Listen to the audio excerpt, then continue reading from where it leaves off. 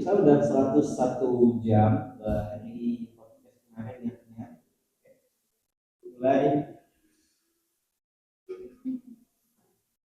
Assalamualaikum. Assalamualaikum warahmatullahi wabarakatuh. Salam. Masya Allah. Ini apa nih ya? Nah, mau didoakan kayak di atas. Oke, izin pinjam mic-nya Bang. Oke, nah. Tap nih. Oke. Gimana kabarnya? Siapa duluan nih? Ini aja lah yang sehat dulu ya. Gimana kabarnya Bang Adim? Alhamdulillahirabbil alamin. Nah, alhamdulillah kita udah 101 jam dari kemarin nih. Ya, Masya Allah. Karena kemarin kita waktunya terbatas ya. Jam berapa kemarin ya? Sampai menjelang maghrib gitu. Ya. Nah, Udah jam 5. Jam 6 kurang. Jam 6 ya. Nah, alhamdulillah ini kita lanjut ya. Kita lanjut terkait tema yang ini kemarin tidak sempat terselesaikan dengan baik ya. Kita lanjut pada malam hari ini ya. Alhamdulillah. Ya tanya kabar dulu nih. Ya. Ada kabar nih, Bang. Bang Umar, ngapa pakai masker nih Bang? Insyaallah. Adapun. Ya qadarullah, saya sakit gigi dan juga gusi bengkak, jadi pipi ini ngelembung gitu. Oh, siap. Jadi kurang enak dipandang juga kan. Oh iya, tahu juga ya. Ya. Tapi kalau sini enggak nampak sih, kan nampak sebelah sini ya. Nanti pas saya noleh kan, kenapa pula tuh Bang Umar kena tinju orang apa? Ya, syafakallah ya. Semoga segera ini penyakitnya diangkat oleh Allah SWT. Karena memang saya pun kadang sakit gigi juga. Kalau sakit gigi nih, kata orang-orang ya, itu lebih baik daripada sakit hati gitu. Betul gak sih?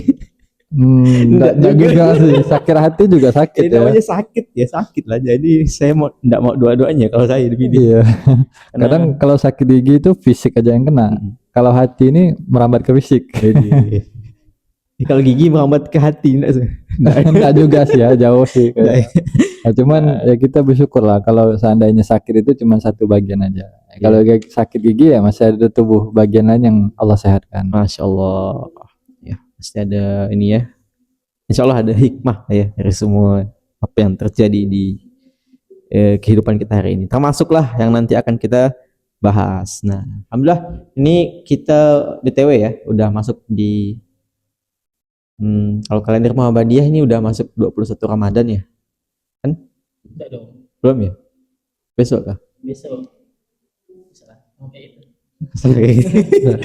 Besok ya? Ya. Pemerintah Oh gitu. Tapi intinya udah mendekati 10 malam terakhir, yang mana malam-malam ini adalah malam-malam yang kita harus kencangkan lagi ya, ikat pinggang ya. Dan lebih kencengin lagi ibadahnya ya. Kita juga kemarin kita bahas ya.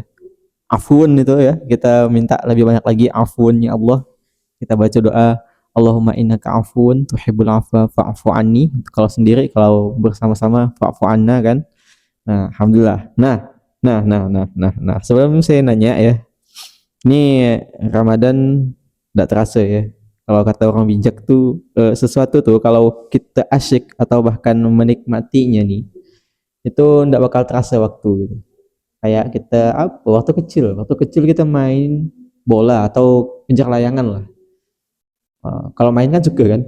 Ya, suka. Malah injak apa ya, kayak ketusuk apa istilahnya itu, kayu gitu kan, sampai luka kaki. Pas main tuh enggak terasa. Tapi pas sudah selesai main baru terasa lukanya gitu. Nah, ini kan membuktikan bahwa main itu ataupun ketika kita suka itu kita bisa melupakan yang namanya luka ya. Iya.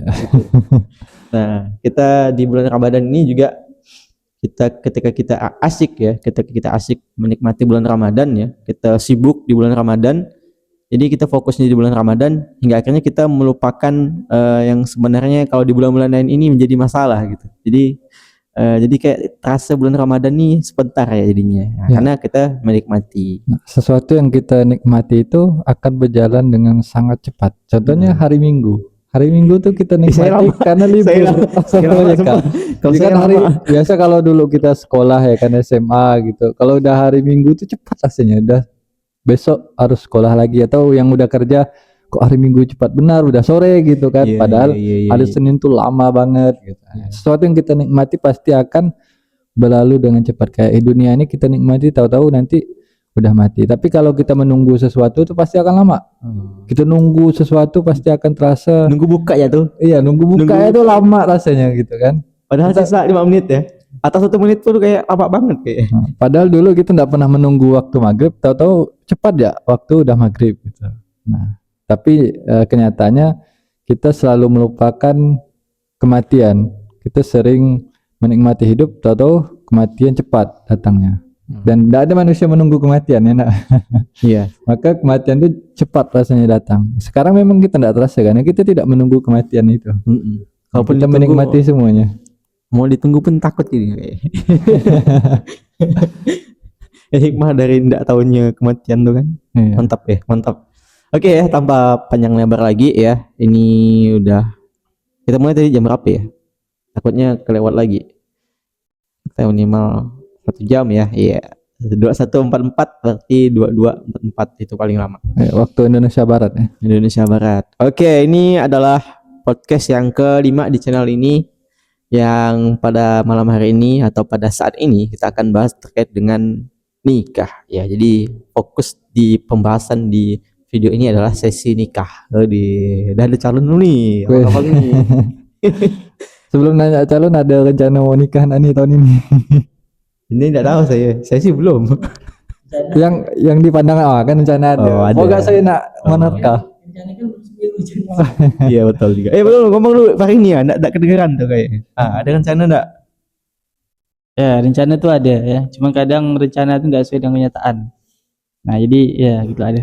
Ya, tapi kalau ada rencana berarti kan ada langkah jalan. Ya, sudah ada arahnya udah ada. Step-stepnya kan gitu kan. Nah, sedangkan kita kan masih kehilangan arah di sini. Nah, kita berdua. Saya enggak kehilangan arah ya. Maksudnya dalam pernikahannya, bukan hidupnya. Kalau hidup kan kita enggak ada arah. Terima aja. Ya, guys, langsung. Dia kalau udah dibahas tentang calonnya tuh langsung gas langsung. Kembalikan topik Langsung ya. mengganti topik. Oke, apa-apa. Atau ini dulu ya. Mau dibahas enggak nih ya? Kira-kira kalau enggak mau sih enggak apa-apa. Ini sebelum mulai kriteria calon ada. Oh gitu ya, calon. Kira pertanyaannya ngapa kita harus nikah? Oh, belum. Belum. Santai dulu. Nggak usah kita harus nikah gitu kan? Saya langsung. Ya, apa ini ya? Yang udah punya lo. Apa? Kenal calon. Kriteria. Oke. Ya, kriterianya enggak muluk-muluk ya. Biasanya memang kalau laki-laki itu memang enggak terlalu muluk-muluk terkait tentang tentang kriteria ahwat atau perempuan gitu ya. Paling yang penting itu yang hubungan dia dengan agamanya. Nah, bagaimana kemudian dia memandang agama, terus kemudian pemikirannya apakah sama atau enggak kayak gitu ya. Nah, kemudian hal-hal yang sifatnya fundamental dalam hidup, nah itu yang kita coba cari kayak itu. Jadi sama-sama punya tujuan gitu, sama-sama punya arah kemana kita menikah. Nah, habis nikah ini kita mau kemana kayak gitu. Nah, jadi tidak hanya sekedar berpatokan pada perasaan. Nah, karena perasaan itu kan sifatnya fluktuatif, ya, gampang berubah. Kadang hari ini kita cinta sama orang, kita suka sama orang, besoknya mungkin benci kayak gitu. Jadi kalau tidak salah ada di hadisnya, kalau salah ya. Itu ada oke. Jadi gitu ya. Jadi fluktuatif. Itu yang berkaitan sama iman. Oh iya. Ada orang paginya beriman, sorenya kafir. Ada orang sorenya beriman, paginya kafir kayak itu. Nah, itu tentang iman ya. Hal itu yang hubungannya dengan Allah Subhanahu wa taala. Nah, apalagi hubungannya dengan manusia kayak itu. Maka dia lebih fluktuatif lagi, lebih banyak cepat berubah kayak gitu. Karena hati itu kan kolb itu kan berbolak-balik ya, sangat cepat berbolak-baliknya kayak gitu. Maka itu ya. Maka kriterianya itu selain dia suka sama kita suka sama dia. Jelas. Gitu. Jangan sampai itu bisa ditafsirkan beda pemikiran tuh. Gitu. Apa namanya? Kita suka dia tidak suka kita. Itu Itu kan namanya susah. itu namanya beda keyakinan.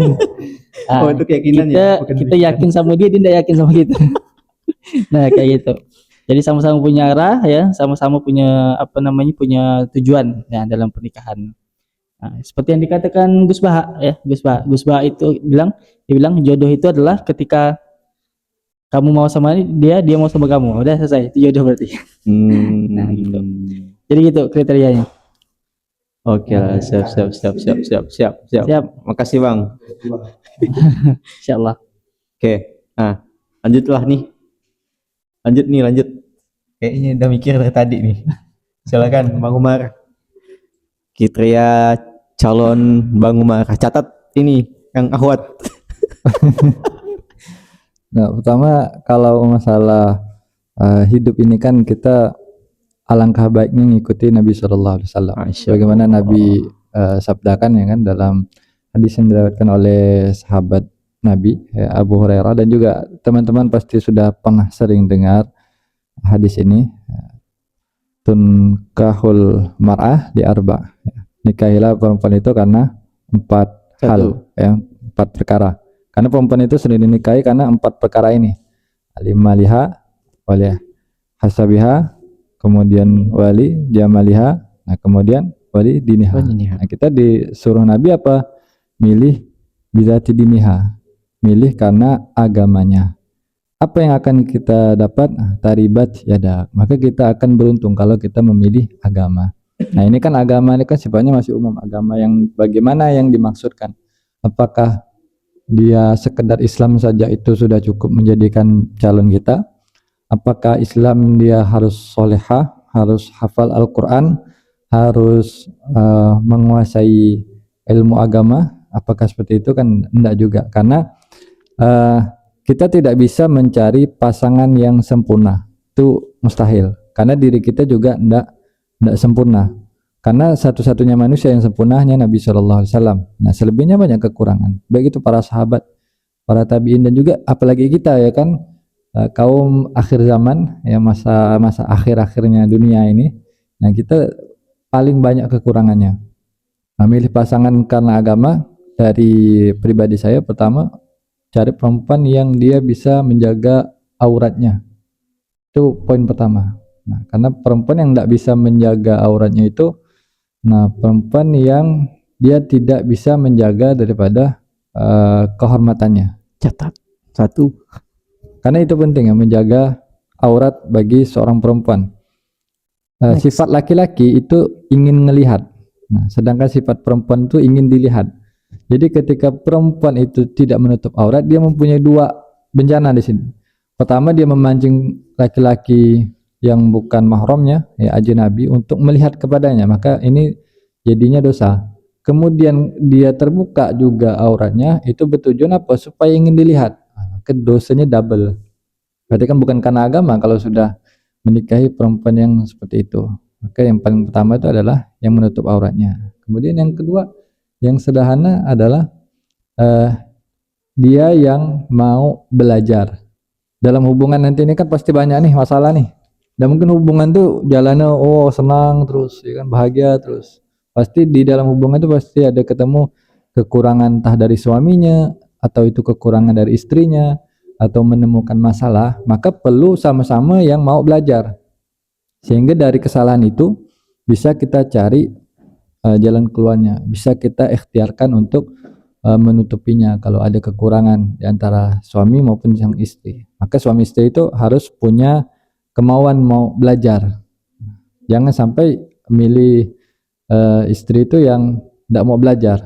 Termasuk kita juga sebagai misalnya calon suami ya kan, juga harus punya etikat mau belajar. Entah itu belajar yang secara umum atau secara khususnya, baik itu yang pelajaran agama maupun pelajaran yang lain, karena semuanya diperlukan, terutama dalam hal rumah tangga, memahami pasangan. Nah, yang ketiga yaitu adalah yang mau bersyukur dan bersabar. Catat 3 Mau bersyukur sama bersabar, karena tidak mungkin dalam rumah tangga itu senang terus gitu kan. Nah, kalau situ senang tapi dia tidak bersyukur, maka kesenangan yang itu tuh akan dilupakan. Maka banyak di surga itu kaum laki-laki, sedangkan yang di neraka itu banyaknya kaum perempuan. Kenapa kaum perempuan banyak di neraka? Karena banyak dari mereka yang tidak mensyukuri pemberian suami. Nah, dan menganggap suami itu tidak pernah baik kepada mereka, padahal suami udah ngasih nafkah tiap bulannya, padahal itu kebaikan yang tidak mungkin didapat dari yang lain. Suami yang pasti memberikan nafkah itu. Nah, jadi kalau udah dapat pasangan yang mau bersyukur ketika kita mendapatkan nikmat walaupun nikmatnya kecil. Nah, siapa yang tidak bisa bersyukur kepada hal yang kecil, yang sedikit, maka dia tidak mungkin bisa bersyukur dengan hal yang besar. Kemudian bersabar juga ketika nanti dalam hubungan ada apa, ada masalah, ada musibah, ada hal-hal yang kurang mengenakan, maka insya Allah kalau 3 hal ini kita dapatkan dari perempuan tersebut, semuanya akan aman. Nah, kalau cantik itu ya enggak ya. Oke. Cantik itu bukan tolak ukur perempuan itu bernilai atau enggak. Masya Allah. Nah, Ini dia. dan Kode juga, ini. Tubuh yang kita pakai sekarang kan tubuh yang sementara. Iya, Masya Allah. Hidup di dunia misalnya 60 tahun ya, ini tubuh yang sementara aja. Karena ini wadah. Aslinya diri kita itu adalah ruh. Maka wadahnya nanti kan dipindahkan. Nanti wadah kita yang di akhirat nanti berbeda dengan wadah kita yang di dunia. Maka di surga nanti kan semuanya udah jadi ganteng semua, cantik semua. Apalagi kalau misalnya sama istri kita masuk surga, berarti kan Masya Allah. istri kita jadi wanita Istri paling kita, cantik dan kita akan jadi istri antum ya. maksudnya bahasa ini, bahasa istri kita masing-masing gitu. Nah, itu dari saya. Oke, Masya Allah. Ada 3 syarat ya tadi. Masya Allah. Sudah dicatat tuh bagi yang nonton, yang perempuan ya. Kalau nggak bisa ngaji nggak paham ilmu agama kan bisa diajarkan. Masya Bisa belajar sama-sama gitu. Yang susah tuh kalau udah 3 hal ini nggak terpenuhi. Iya, Karena agak berat. betul. Apalagi wanita yang nggak biasa nutup aurat tuh diajarkan untuk nutup aurat tuh lebih berat ketimbang ngajar ngaji. Kalau ngajar ngaji itu lebih enak. Iya. Oke. Sip, Masya Allah. Oke dah, saya nggak perlu tanya. Bunda sih gitulah. Nah, kalau dari Farid, gimana Bang Farid? Ada. Kriteria perempuannya. Saya tidak mempersiapkan jawaban itu. Saya mempersiapkan pertanyaan aja. Oke. Kalau saya mikir ini bahaya ini salah sebut nih. Tapi kami di sini bukan mau mengukur nilai perempuan ya, bukan. Loh, ini kalau saya tuh yang penting dia tuh perempuan. Berarti Oke. yang nonis juga boleh. Kan dia butuh perempuan.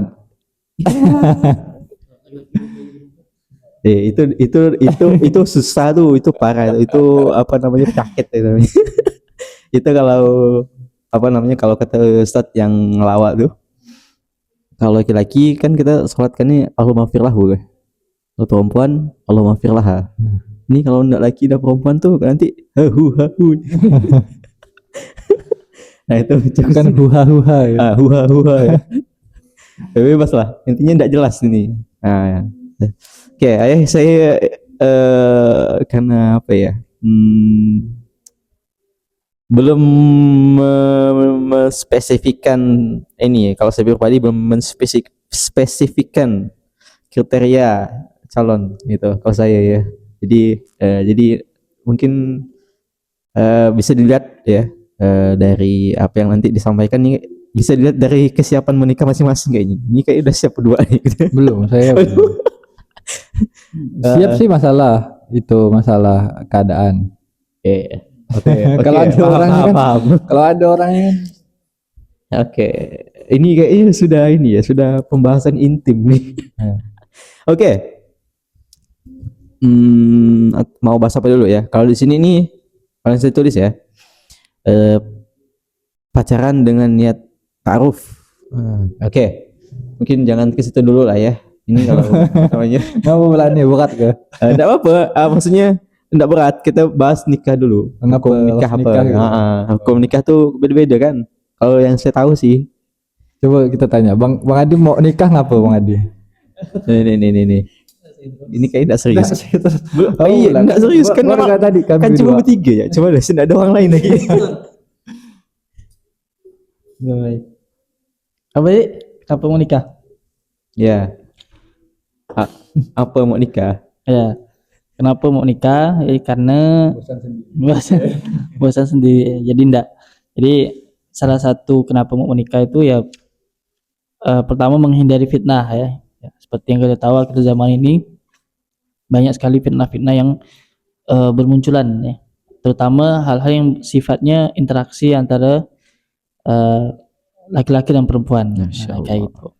Jadi kan seperti yang kita tahu kan eh, manusia itu kan punya fitrah kan, punya gorizoh. Gorizoh itu ada Naluri. beberapa ya.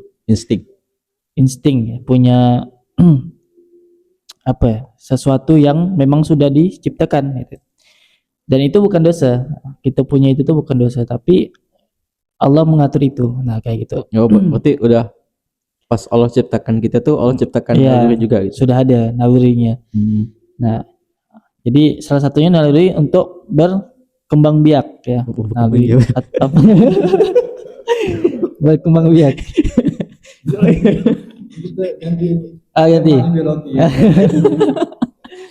Naluri untuk punya pasangan. Nah, Menunjukkan kita. atau ketertarikan dengan pasangan dengan lawan jenis ya. Nah, berarti Oh iya, kalau ada apa? orang Naluri. kalau ada orang yang tertarik dengan sesama jenis berarti dia melanggar fitrah ya. Iya, Ya, enggak sesuai fitrah. Tidak sesuai fitrah dan dia yang melampaui batas. Maksudnya batas fitrah itu. Itu tadi. Nah, itu namanya gorizotun naw ya.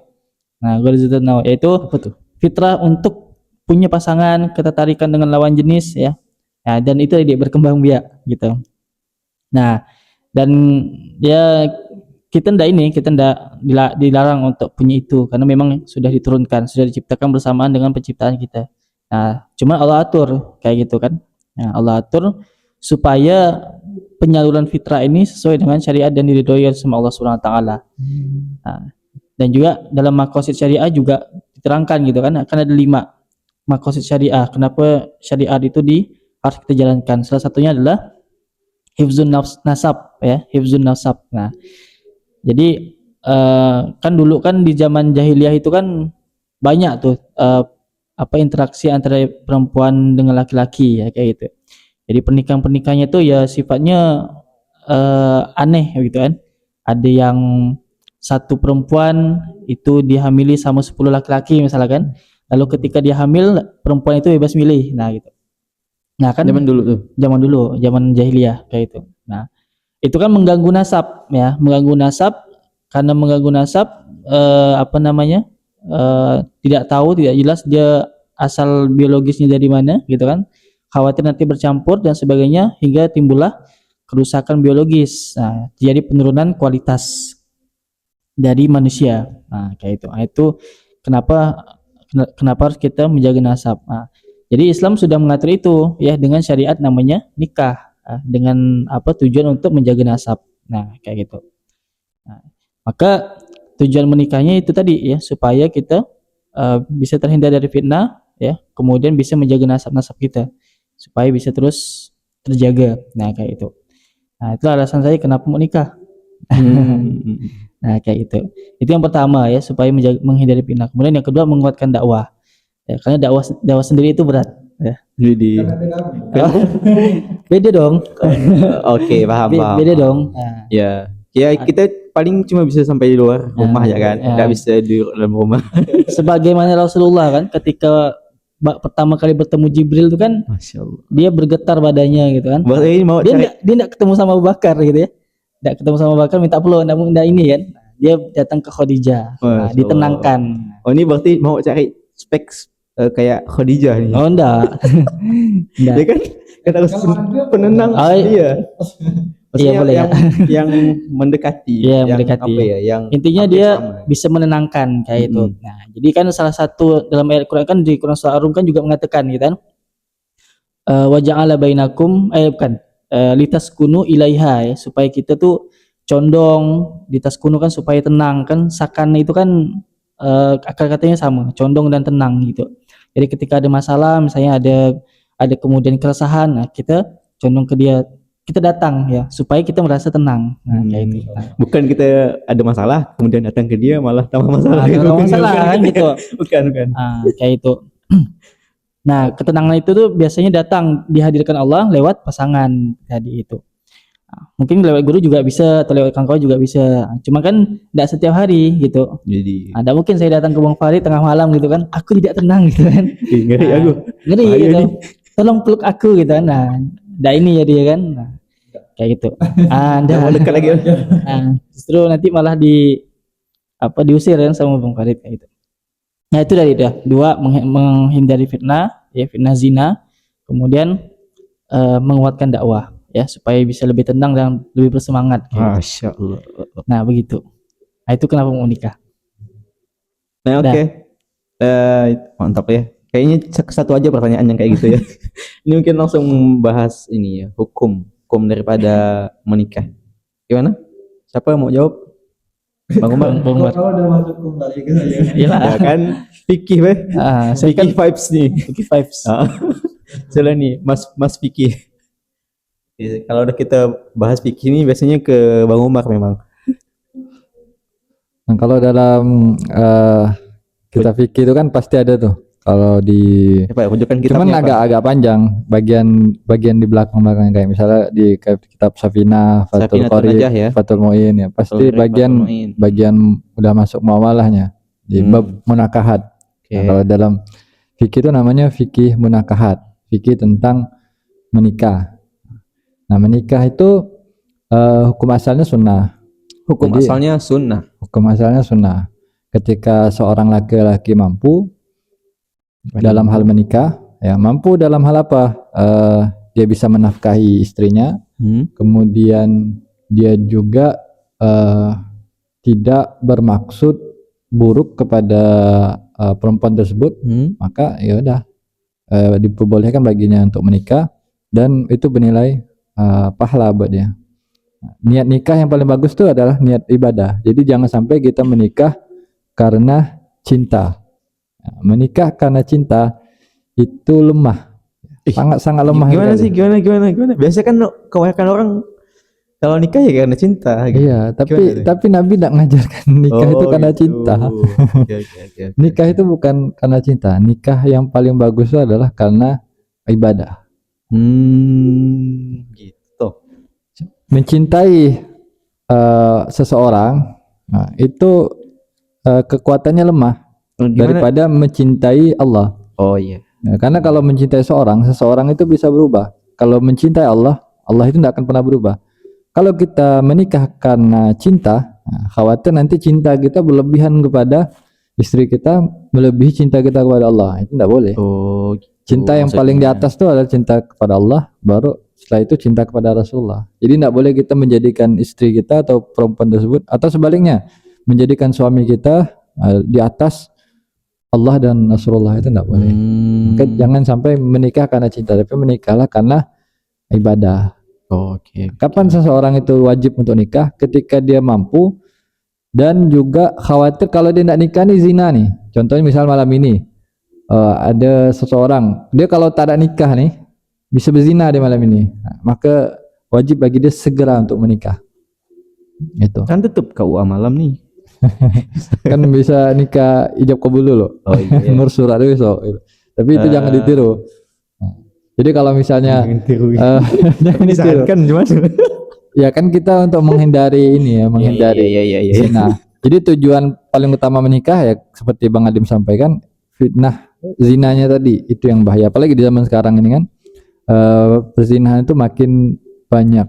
Bahkan terbuka ya. Ngeri ya Allah. Ya, yang terbuka, yang terlihat itu aja udah banyak, apalagi yang tersembunyi. Ya, ini yang tersembunyi itu pasti banyak. Nah, karena saya sering mendengar kabar-kabar kayak gitu kan di kalangan anak muda. Nah, itu yang tidak terekspos oleh media, apalagi yang terekspos oleh media. Jadi wajib nikah kapan? Ketika mampu. Bisa nih menafkahi itu yang paling penting adalah bisa ngasih dia makan, bisa ngasih dia tempat tinggal dan juga pakaian. Udah itu minimal. Bukan pakai ukurannya harus gajinya 10 juta sebulan, bukan ya. 10 juta ya. 10 juta. Mikir dulu. Iya. Nah, kapan dia dikatakan haram menikah? Kalau seandainya kita niat menikah itu untuk menzolimi perempuan tersebut, nah itu tidak boleh. Nah, haram menikahnya.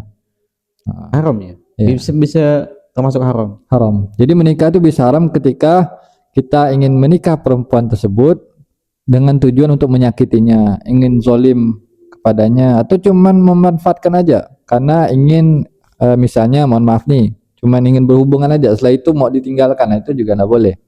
Nah, jadi menikah itu tidak boleh menikah yang sistem kontrak gitu. Oh saya nikah kau ini 2 tahun, kemudian setelah itu berpisah. Nah, karena atau misal cuma 3 hari ya nikah nih, karena ingin menyalurkan syahwatnya saja, nah, itu tidak boleh, haram nikah seperti itu. Atau yang biasa disebut tuh juga nikah mut'ah ya, nikah kontrak. Karena hanya ingin memenuhi hasrat syahwat, nah, itu tidak boleh. Nah, kapan mubah ya mubah ketika kita kalaupun tidak nikah ya tidak masalah. Nah, Ya mubah kayak saya. iya mubah ya. Maksudnya kalaupun kita tidak nikah juga kita tidak akan mendekati zina, apalagi berzina ya kan. Dan juga Semoga. dikatakan mampu untuk diri sendiri bisa, tapi untuk orang lain juga belum tentu. Tapi insya Allah bisa gitu. Kayak masih tidak Iya. memberikan Belum mendekati sunnah ya. tidak memberikan keuntungan juga, tidak memberikan mudarat juga gitu. Ya, kalau yang memberikan keuntungan itu kan yang sunnah. Nah, kalau yang khawatir dapat mudarat itu kan yang wajib. Nah, tapi kalau seandainya tujuan jahat, jelek gitu kan, ingin merusak, nah itu yang haram. Itu dari hukum nikahnya. Nah, makruh itu kalau kita tidak mampu. Nah, atau ada penyakit tidak mampu, ini juga bisa dikategorikan tidak mampu dalam hal memenuhi nafkah batinnya istri. Nah, itu makruh ya dinikahkan. Misalnya ada seorang laki-laki yang masih belum punya pekerjaan, tidak bisa ngasihkan nafkah gitu kepada istrinya, maka tidak dihukumi haram ya yang seperti itu, tapi makruh nikah. Kenapa? Khawatirnya nanti akan menyulitkan si perempuannya. Tapi kalau perempuannya ridho ya tidak masalah. Jadi kalau apa mau hukumnya? berjuang sama-sama tidak masalah. Tapi tetap makruh. Ya makruh. Tetap makruh. Ya kan tidak dosa, makruh kan bukan dosa. Iya. Ibarat kata tuh, kalau seandainya kita di posisi seperti itu, kita ikhtiarkan dulu untuk mencari pekerjaan, ya, supaya kita punya penghasilan. Setelah itu baru menikah, maka berubah dari makruh jadi sunnah. Nah, kalau memang darurat nggak bisa nahan nih, kalau nggak zina saya nih, ya udah wajib nikah. Kalau tadi ini kata Bang Adim karena sakit gimana tuh? Dalam keadaan salah satu di antara keduanya sakit gitu atau dua-duanya sakit gitu, itu makruh ke? Dilanjut. Saya ngasih ini ya. Sakit. Nah, itu kan salah satunya nafkah batin kan. Nah, contohnya misalnya kayak ada orang apa sih yang lemah syahwat tuh ya? Nggak beranak. Ya nggak beranak. Apa tuh? Mandul. Oh iya. Mandul. Kemudian itu Itu kan makruh ya hukumnya. nanti tanya dulu. Kemudian apa namanya? Atau hilang akal gitu ya, sehingga dia tidak tahu kewajibannya dan sebagainya, akalnya lemah gitu kan. Akal lemah. Kalau hilang akal ya gimana ya? Yang gila, maksudnya itu tadi. Atau ya misalnya kayak orang yang akalnya lemah gitu kan, dinikahkan. Ada orang kurang atau yang iya. memang sejak lahir tuh kayak gitu. Jadi itu makruh bagi si perempuan ya. Makruh untuk dinikahkan kayak itu.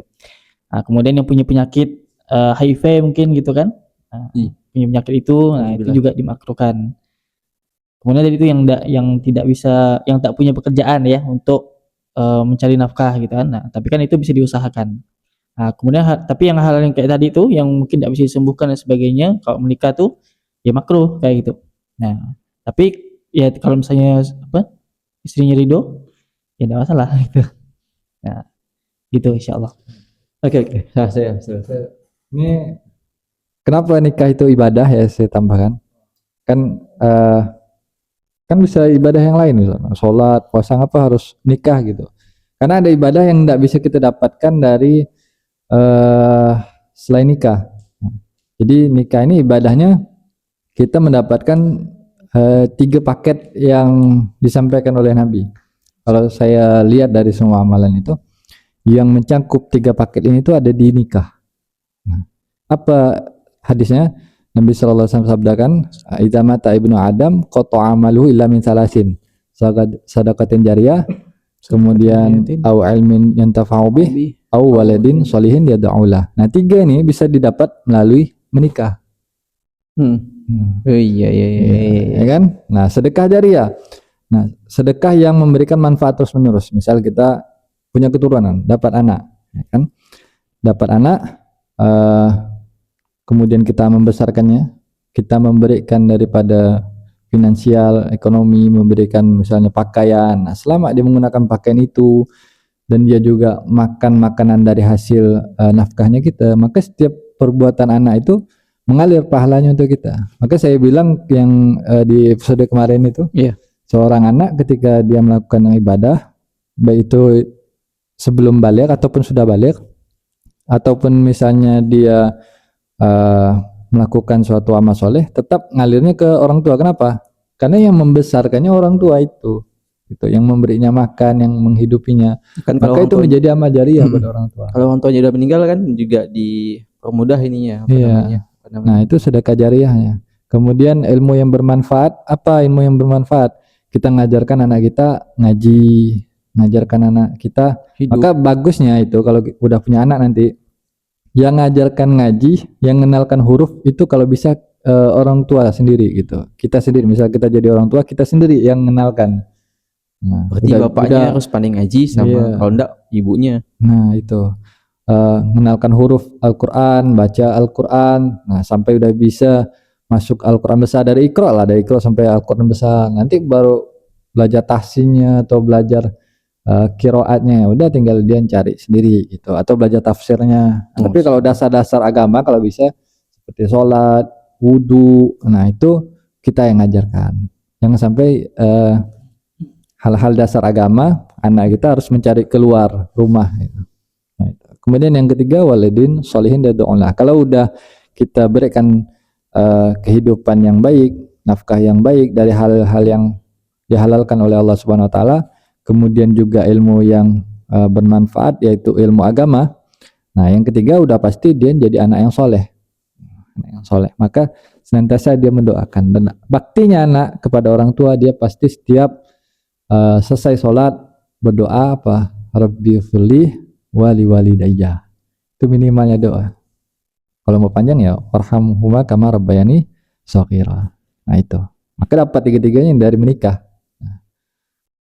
Kalau enggak menikah ya enggak dapat tiga-tiga ya. Waladin sholihin yad'ulah ya enggak dapat. Kan gitu, enggak mungkin punya anak kalau enggak menikah. Nah, kemudian kalau ilmu bermanfaat bisa, nah, tapi kita harus jadi seorang mudaris dulu, seorang pengajar. Nah, kalau jadi orang tua kan enggak perlu jadi pengajar di mana-mana, tinggal mengajarkan anak kita aja. Nah, kalau sedekah jariah ya berarti kita harus mencari tempat yang bisa memberikan sedekah jariah di situ. Ya kurang satu ya, tetap kurang satu, tak bisa. Kalau nikah kan tiga-tiganya dapat. Maka itu ibadah yang paling bagusnya, Pak. Supaya kita nanti wafat dalam kubur, pahala kita ngalir terus. Nah, maka yang tapi boleh kita enggak menikah kapan? Nah, kalau kita bisa ngarang kitab sebanyak kitabnya Imam Nawawi boleh. Imam Nawawi kan enggak menikah. Tapi manfaatnya banyak. Karena enggak sempat. Sampai sekarang ya manfaatnya. Ya, manfaatnya sampai sekarang kitab-kitab Imam Nawawi. Nah, karena ada bagian yang bisa terpenuhi dari amal jariah beliau. Kalau kita apa? Mau ngarang kitab ilmu seberapa gitu kan? Ngarang kan? Enggak jelas ya begitu. Nah, seperti itu. Ada yang ngarang bebas kali mungkin.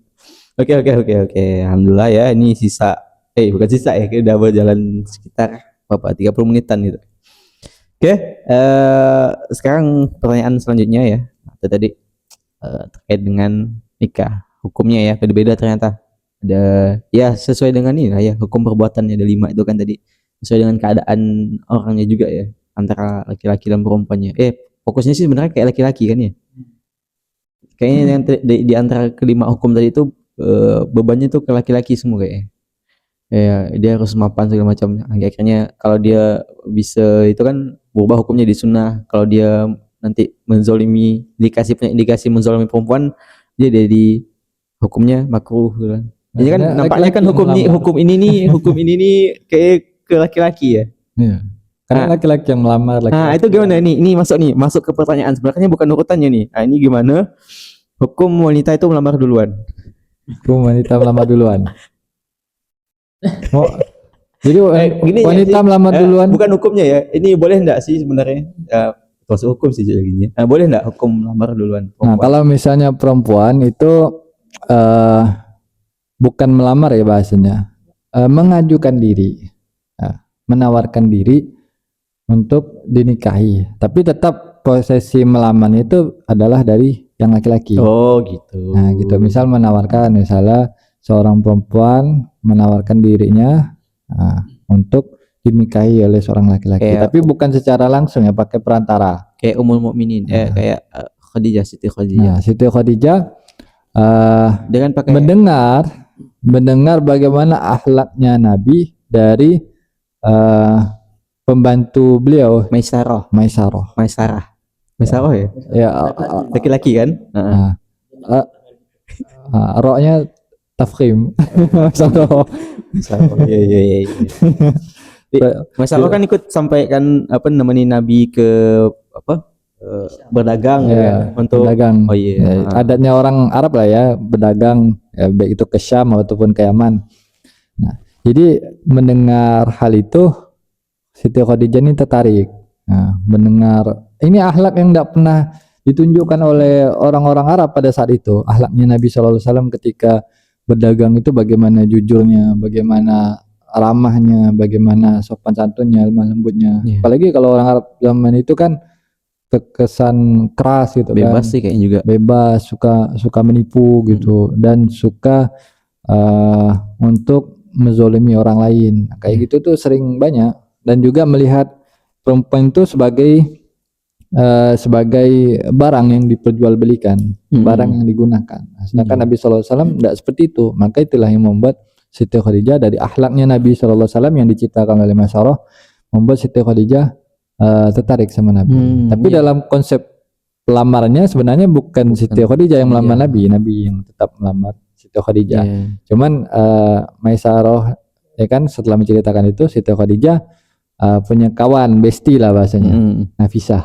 Iya, Nafisah. Jadi Nafisah ini yang kayak menawarkan Siti Khadijah ke Nabi Muhammad SAW. Comblang gitu. Itulah. Oh iya. Nah, jadi Nafisah ini menawarkan Siti Khadijah kepada Nabi SAW. Kalau seandainya beliau ini diberikan perempuan yang kaya raya, ya kan, yang terpandang, yang punya nasab mulia, mau ndak Sita? Ya Nabi Muhammad mau lah gitu kan. Kalau gitu pun juga kalau di posisi itu pasti mau gitu. Tapi kalau saya ingat saya sih ini mungkin beda referensi gitu ya. Tapi Nabi itu kayak ini agak ragu juga awal-awalnya. Iya, agak ragu gitu kan. Iya, karena melihat posisi Nabi juga ya kan. Waktu itu kan belum Nabi kan. Khadijah Masya Allah ya kan. Ya, Masya Allah, miliarder. Banyak laki-laki yang ingin melamar Siti Khadijah, tapi banyak ditolak. Banyak ditolak juga sama Khadijah gitu. Jadi ketika Nafisah nyebutkan namanya, bahwasanya orang tersebut adalah Siti Khadijah, ya Nabi awalnya ragu gitu kan. Karena melihat diri beliau sendiri, beliau dengan perempuan yang terpandang, yang tersohor di Arab pada saat itu, kemudian kekayaannya, kemudian bagaimana terkenalnya nasab Siti Khadijah gitu kan, di kalangan Arab. Kalangan Arab itu kan suka membanggakan nasab. Kalau udah dibilang ini Bani Hashim, merasa paling bangga gitu kan. Ini Bani ini ya. Sukanya kayak gitu, membangga-banggakan sukunya. Ya kayak di Madinah lah ya kan. Dua suku itu enggak selesai perangnya. Karena sering membanggakan, enggak mau kalah ya. Suku Aus sama suku Khazraj gitu lah. Itu salah satu hal yang menjadi kebanggaan orang Arab pada saat itu.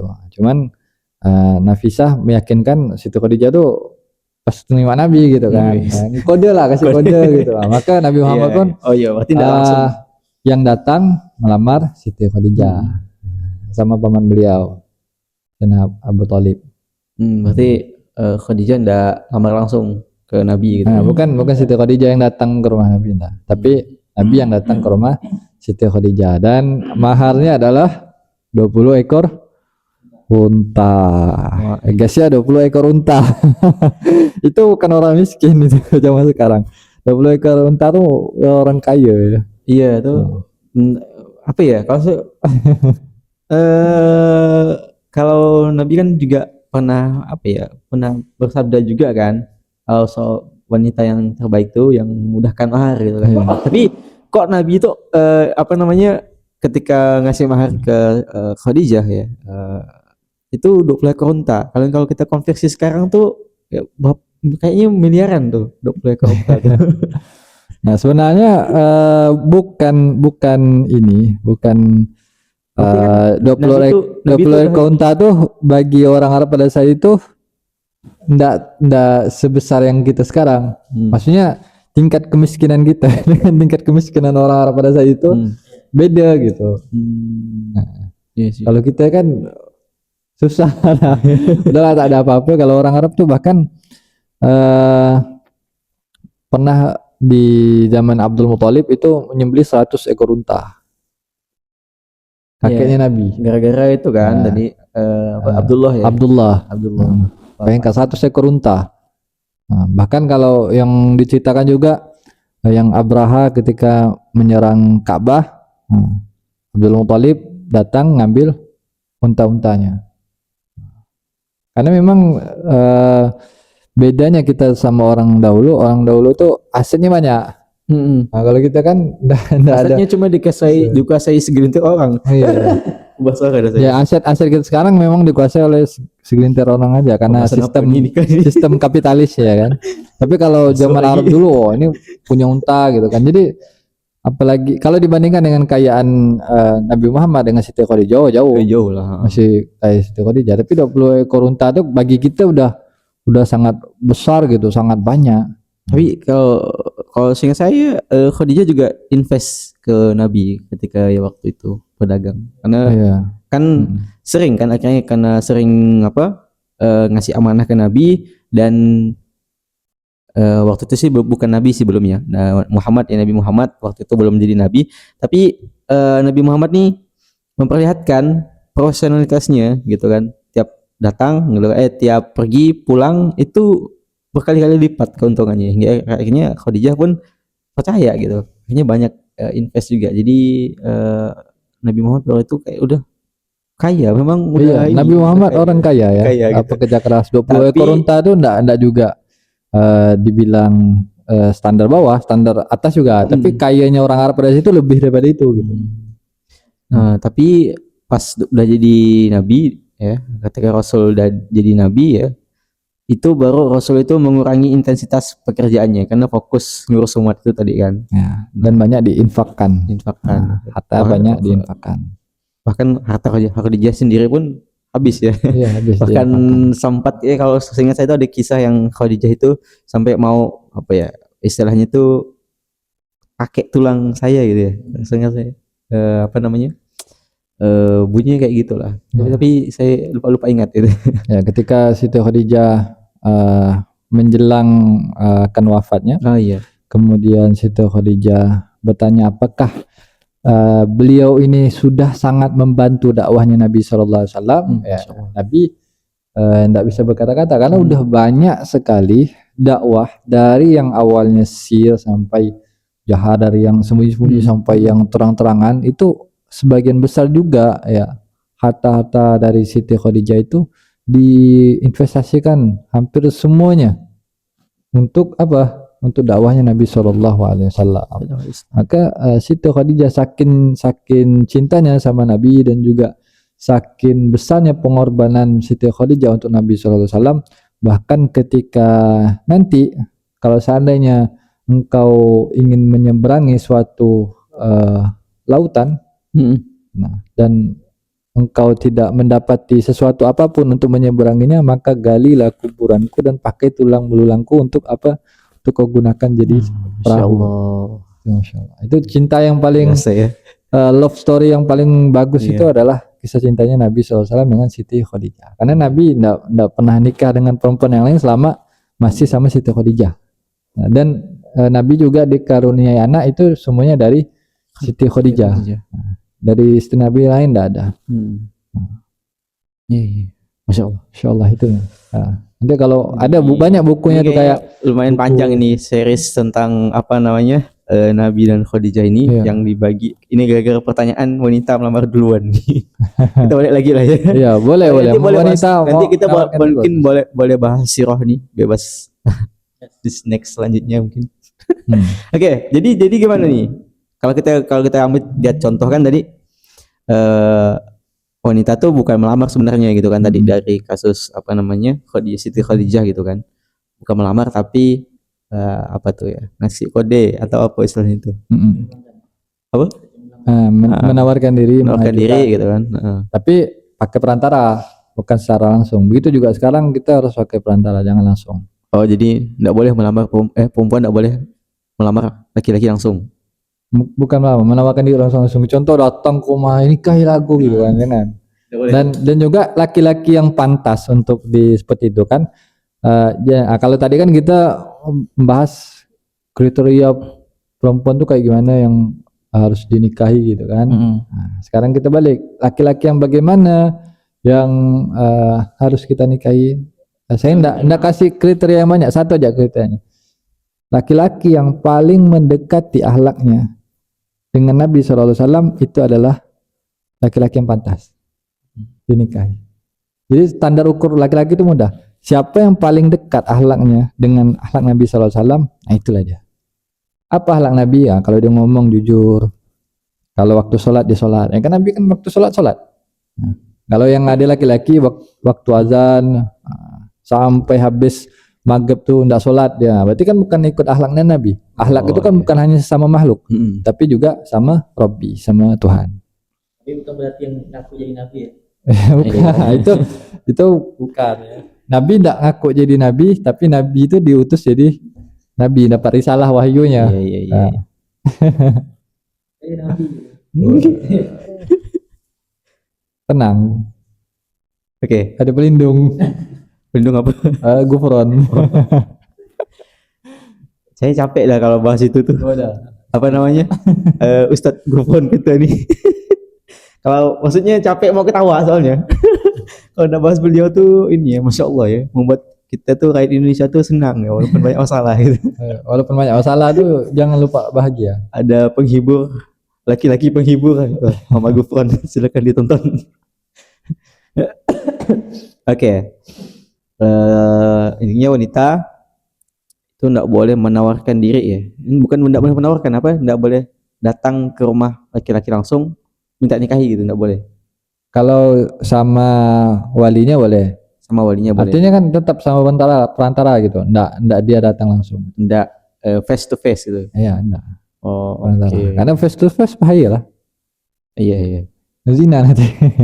Iya. Zina itu kan zina ada yang kecil, lebih besar, tapi nanti lah kan ada pembahasan nanti. Enggak ada.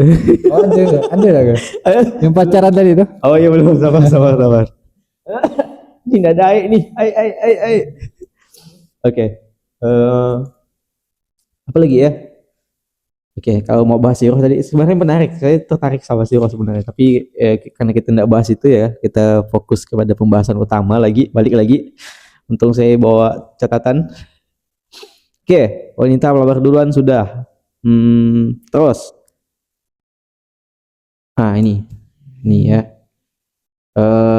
Misalnya ada laki-laki perempuan nih, ya. Dia mau serius menikahi. Misalnya ada laki-laki, dia serius mau menikahi seorang perempuan. Nah, tapi caranya gimana? Caranya dengan pacaran. Tapi niatnya ta'aruf. Nah, itu gimana tuh? Gimana? Pacaran udah sampai di fase itu. Pacaran niatnya ta'aruf gitu. Gimana tuh? Ini mau pacaran ke mau ta'aruf gitu. Nah, ini gimana nih hukumnya nih? Halo. Ya, itu apa namanya, secara prosesnya tidak benar ya. Nah, karena itu sama saja mendekati zina kan. Nah, prosesnya tidak benar. Tidak benar. Caranya berarti. Caranya betul. Nah, dan niatnya juga. Maksudnya niat di awal. Niatnya salah. Niatnya benar kan? Mau menikah kan? Iya. Mau taruh. Nah, cuman caranya salah. Oh iya. Nah, dengan caranya salah. Karena itu sama juga mendekati zina ya, kurang lebih sama kayak pacaran lah. Kayak gitu. Nah, cuman ya dibungkus dengan kata-kata Islami ya, ta'aruf dan sebagainya kayak itu. Padahal secara proses metode ya ta'aruf itu beda sama pacaran. Nah, bedanya gimana? proses taruh tuh? Tahu pula. Serius betul saya nanya. Nah, jadi proses ta'aruf itu ya. Ini saya tidak tahu kalau di Nabi itu kayak gimana ya. Nah, tapi yang saya dapatkan dari beberapa kawan-kawan yang sudah ta'aruf ya, dan juga dari guru-guru saya gitu ya, mengatakan ya intinya kalau kita mau ta'aruf ya, itu tadi seperti yang tadi disampaikan bahwa ada laki-laki ya, ada laki-laki misalnya tertarik sama perempuan kayak gitu kan. Nah, lalu dia bermaksudlah untuk kemudian mengajak nikah si perempuan ini kayak gitu. Nah, maka dia menghubungi siapa? Bukan menghubungi si ahwat, nah, tapi menghubungi walinya. Nah, walinya ini ya orang tua, kalau tidak ada orang tua ya paman, kalau tidak ada paman mungkin saudara laki-lakinya kayak gitu kan, untuk menyampaikan hajat. Nah, kayak Kalau gitu. lewat gurunya, ustadznya gitu, ustazahnya. Boleh untuk mengantarkan ya, Intinya untuk perantara. Nah, perantara Oh, gitu. Oke lah, catat Nah, dulu. menyampaikan hajat bahwa saya mau ini kan. Nah, kemudian disampaikanlah. Nah, nanti walinya si perempuan ini bilang ke perempuannya ini ya, ada laki-laki yang mau ta'aruf ya, ngajak nikah. Apakah antum bersedia misalnya? Ya, kalau dia bersedia, dia mau ta'aruf ya bisa kita lanjutkan.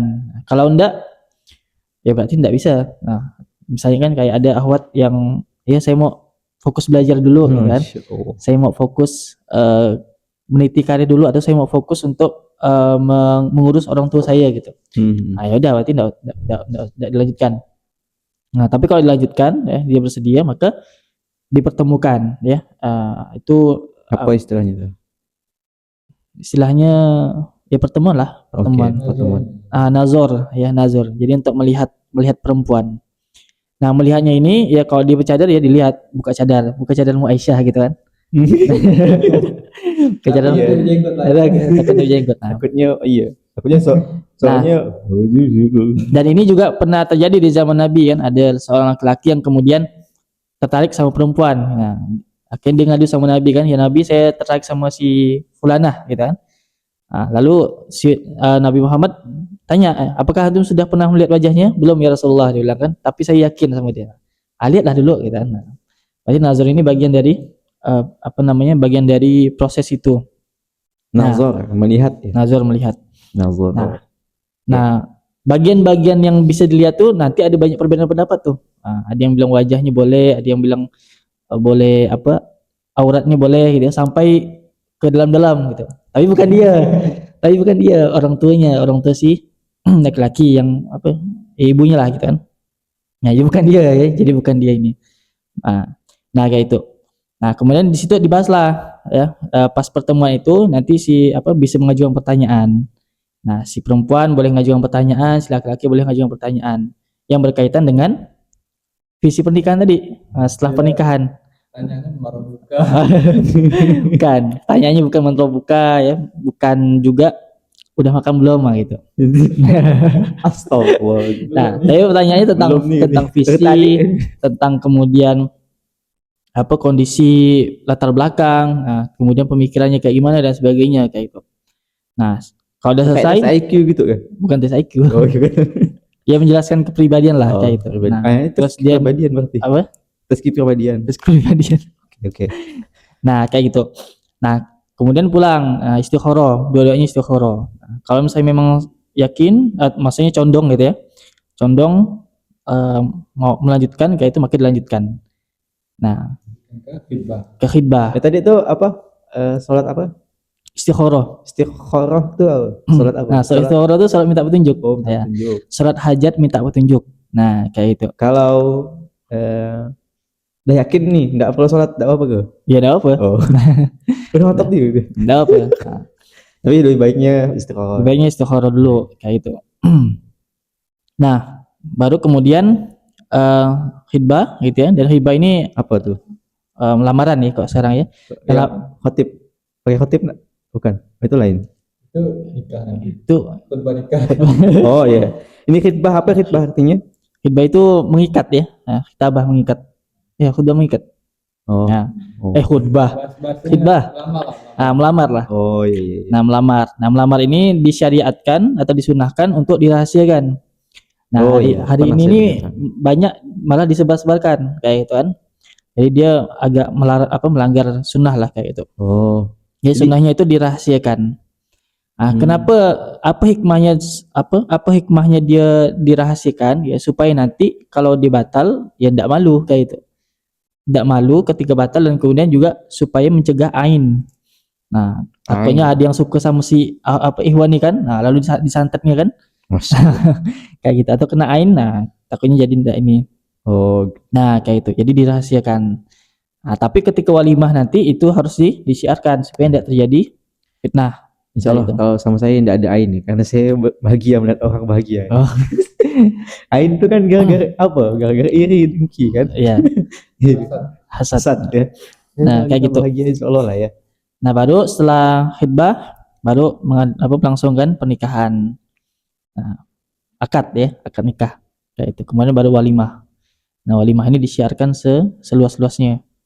Nah, kayak itu prosesnya. Nah, dan di antara itu di antara proses-proses itu kita ya wajib menjaga batasan ya, menjaga ya karena belum ada konsekuensi mahram tadi itu kan. Nah, maka batasannya sama kayak ajnabi, sama kayak orang lain.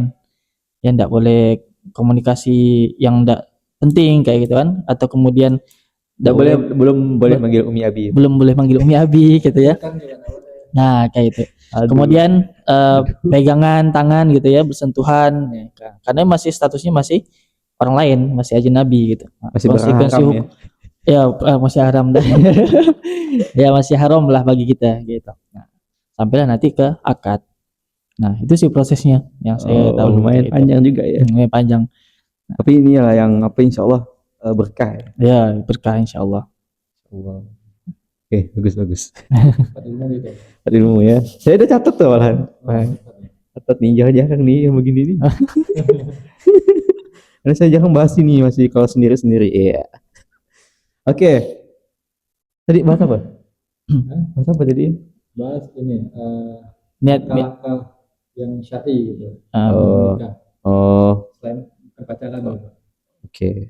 Tapi tadi itu enggak boleh kan berarti? ya enggak boleh kalau pacarannya itu kan ya maksudnya dalam prosesnya itu kita ya ketemu lah gitu kan atau niat perkenalannya itu berbeda dari ketentuan dari syariat kayak gitu. Ya, karena itu termasuk dari mendekati zina dan innahu kana fahisya wa sa'a sabila. Keji dan jalan yang buruk. Nah, kemudian ada banyak hadis kan bersentuhan dengan lawan jenis itu lebih buruk daripada megang bara api megang paku dari bara api gitu kan.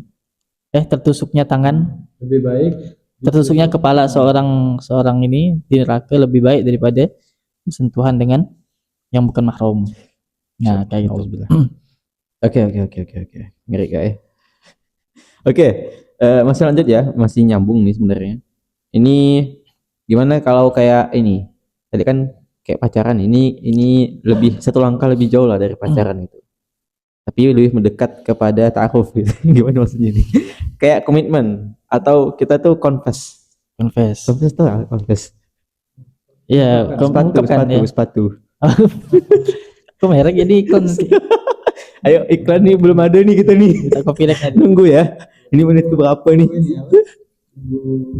Endorse. Oke, bentar lagi kayaknya sejam. Oke, nah kayak confess ya, mengungkapkan. Terus macam-macam lah ungkapannya masing-masing ya. Gimana bacanya? Confess. Confess. Itulah Confess.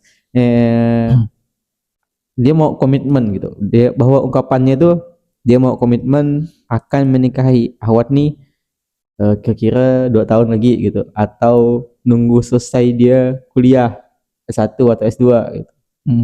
Nah, itu boleh enggak? Atau tadi satu itu ya. Intinya selama menunggu itu dia enggak ada menghubungi sama sekali lagi gitu.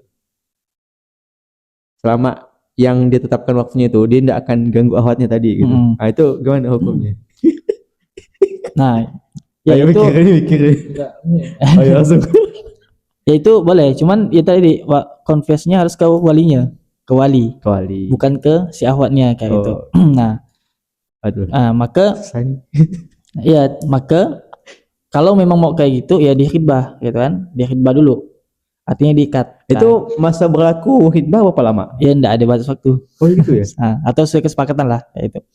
Nah, jadi khidbah itu kan kalau kalau seorang perempuan itu sudah dikhidbah, dia enggak boleh dilamar sama laki-laki lain kayak itu. Nah, maka kalau memang bahasanya mau komitmen dan sebagainya, kalau memang bisa komitmen dengan itu ya bisa dikhidbah. Nah, tapi dia belum khidbah nih. Berarti ya bisa ya dibilang gitu kan. Tapi nanti akan disampaikan bahwa kalau misalnya nanti ada yang datang lebih dulu mengkhidbah, maka nanti tinggal kesepakatan wali sama si perempuan apakah mau menerima atau enggak kayak itu. Nah, dan si laki-lakinya menerima konsekuensi. Tapi kalau memang sudah benar-benar yakin, sudah benar-benar mau mau sama dia gitu kan, maka dikhidbah dulu. Nah, supaya enggak ada orang lain yang nikung gitu. Nah, enggak ada ditikung. Nah, kayak itu. Iya caranya. Batasnya kapan ya? Batasnya bebas ya. Kalau mau ada kesepakatan boleh ya. Intinya sampai akhir tahun ini. Kalau akhir tahun ini misalnya tidak ada datang lagi, maka kita anggap batal. Nah, khidbahnya kayak itu. Nah, gitu. Soalnya ingat ini Ustaz di Hidayat tuh yang pacaran tuh. bukan pacaran. Tapi ya. Itu udah dia Khidbah. Udah kan? 8 tahun kemudian. Oh iya. 7 atau 8 tahun ya? Iya, 8 tahun. Gitulah katanya. Nah, iya. 7 tahun nunggu tuh kayaknya lama banget. Iya. Berarti kalau dia suka nunggunya, Jadi kalau dia ridho kan ya enggak apa ya. Masya Allah itu sabar. Asal tadi itu menjaga syariat kan. Iya. Menjaga syariat. Oke, itu satu ya. Ini saya tanya lagi ya, bagaimana mengatasi apa ini? Oh ini banyak sebenarnya ternyata pertanyaannya, tapi kayaknya waktu kita masih banyak. Tidak apa-apa, ini kayak tengah malam sih sampai selesai ini. 2 jam sih nyambung nih bahas ini nih. Belum bahas dinosaurus nih. Dinosaurus. Oke, bagaimana mengatasi kebingungan atau bimbang? Iya. Misalnya gini, dia mau apa tadi itu confess ke, mau ungkapkan itu kan, tapi takut ditolak gitu.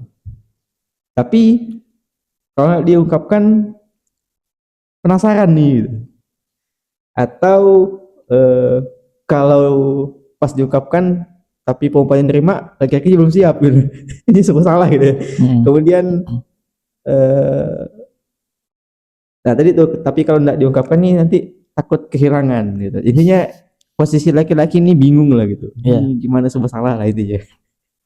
Oke, siapa yang mau jawab silakan. Boleh. Nah, kalau intinya bingung, bimbang. Yang disampaikan Bang Adim itu kan kita jelas nih, pacaran sama ta'aruf itu 2 hal yang berbeda. Jadi tidak ada istilah pacaran niat ta'aruf tuh tidak ada. Ya kan? Konteksnya beda. Pacaran ya zina. Kemudian ta'aruf itu proses yang syar'i, ya, sesuai dengan yang disampaikan tadi. Ta'aruf, udah ta'aruf baru nazar, istikharah, khidbah, barulah akad. Nah, kan sebaiknya kalau proses-proses ini semakin cepat itu semakin bagus.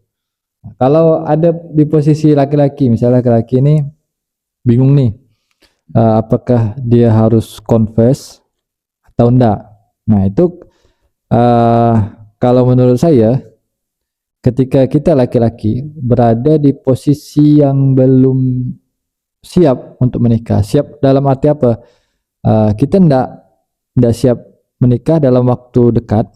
Nah, kemudian kita juga belum punya pekerjaan misalnya, atau ada target yang mau kita capai dulu, misalnya mau S2 dulu atau mau selesaikan kuliahnya dulu.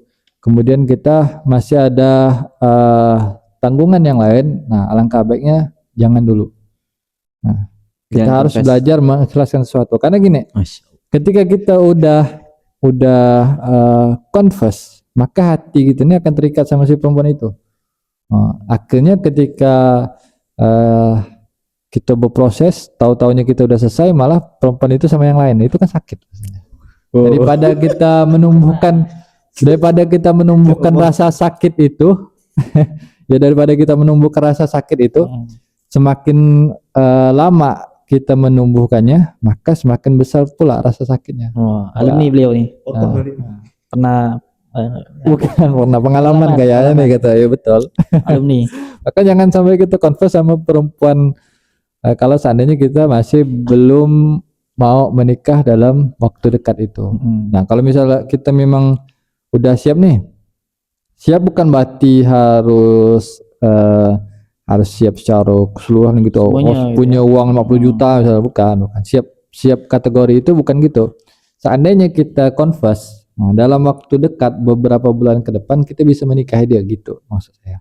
Jadi jangan sampai kita confess tapi cuman istilahnya ya kayak orang pacaran lah, LDRan gitu kan, ngechat gitu kan sampai setahun, 2 tahun, 3 tahun, 4 tahun ya kan.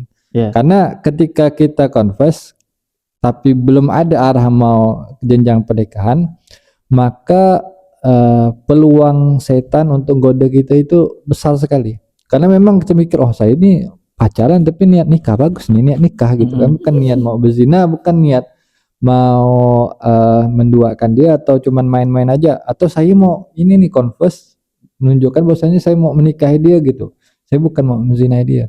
Tapi mulailah kita menghilangkan hukum syar'i di sini, artinya kita mulai ngechat sama lawan jenis terus setiap malam misalkan, ada gini kan, banyak lah chatnya ya kan. Ya dari awalnya ya setan kan enggak goda gitu zina kok langsung zina gitu enggak, tapi mulai dari setan mulai nih ketemuan beda motor lo nih. Nah, nanti sering ketemuan mulai bani gandengan mulai bani pegangan, nah, mulai bani ke tempat yang sama-sama. Nanti udah mulai nih apa alasannya motornya rusak salah satunya. Iya.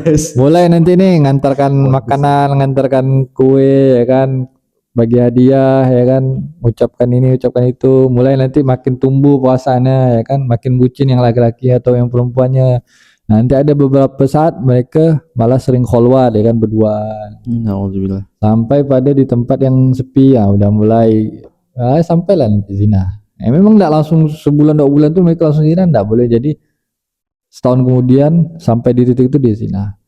Nah, atau dia enggak sampai zina nih, tapi 2 tahun dia pacaran, tapi kan itu zina-zina kecil. Jadi kalau seandainya dosa-dosa kecil lo dikumpulkan ya sama jadi dosa besar. Nah, maka langkah baiknya kalau memang belum ada arah mau menikah ya jangan confess, proses dulu. Nah, ikhlaskan perempuan itu. Masya Allah. Kita harus bisa mengikhlaskan. Iya, bisa Kalau jadi seandainya kita udah mampu ya udah baru kita boleh. Tapi kalau bisa belum mampu jangan. Oke, bisa itu deh ya. Bisa jadi itu Allah temukan kita dengan seseorang tuh tadi, baik laki-laki atau perempuan lah ya. Bisa jadi ya kita datang tuh Allah temukan kita dengan dia. Allah tuh apa istilahnya ya? Allah suruh kita untuk mengubah dia atau dia tuh datang untuk sebagai pelajaran bagi kita gitu. Iya. Apa yang mengubah kita gitu. Apa yang ditakdirkan untuk kita pasti akan menemui kita. Apa yang tidak ditakdirkan untuk kita pasti akan meninggalkan kita. Ustaz Adim belum bikin kata-kata mutiara nih. Oh iya. Harus ada kata-kata mutiara biar mesti dipotong nanti. Silakan dipikirkan secara logika. Oke, gitu ya. Jadi kalau tidak siap ya, kalau bimbang tadi ya, kalaupun tidak siap jangan diungkapkan. Kalau udah siap nikah udah langsung walaupun nanti konsekuensinya kehilangan. Karena kita harus belajar mengikhlaskan dari situ. Tidak ada dalam Al-Quran tuh nama surah berdasarkan akhlak ya, kecuali surah Al-Ikhlas. Ya kan, tidak ada surah sabar kan, tidak ada surah sabar, surah jujur tidak ada, tapi ikhlas ada surahnya, Al-Ikhlas ya. Namanya Al-Ikhlas. Jadi kalau udah siap tadi, walaupun belum punya pekerjaan, tapi kita siap di posisi pernikahan itu tidak apa-apa, kita ambil ta'arufnya dulu, nazarnya, istikharahnya, sampai khitbahnya, pernikahannya yang seperti Bang Adi bilang, ya bebas kita sepakati kapan, mau setahun kemudian atau 2 tahun kemudian, nah itu boleh, biar kita cari aman nih, biar tidak diambil orang, bahasanya. Nah, tapi kalau Kalau seandainya kita cuma ngasih harapan 2 tahun, 7 tahun kita nggak nikahi dia, jangan. Ujung-ujungnya kita dikasih dengan orang lain. Iya, itu- Aduh, hai. Kasihan anak orang. Itu menyakiti perasaan orang lain, nggak boleh. Oke, Itu oke. zalim juga. Udah ya. Oh, menit dah sini ya. Kayaknya enggak apa-apa sih lewat. Kita semoga cukup memori saya di sana. Nggak ada yang lihat soalnya. Masih ada pertanyaan, masih sanggup nggak jawabnya? Ini pertanyaannya, apakah boleh menikah tanpa izin orang tua karena tidak direstui? Kemudian, apakah boleh resepsi pernikahan menggunakan biduan dangdut dan perlukah resepsi dalam pernikahan atau cuma akad saja? Oke, langsung diringkas saja. Dari dua ini silakan mau jawab. Adim, Bang Adim atau Bang Umar? Oh, ini bolehkah nih ya? Oh, bolehkah ini ya? Silakan Bang Vicky.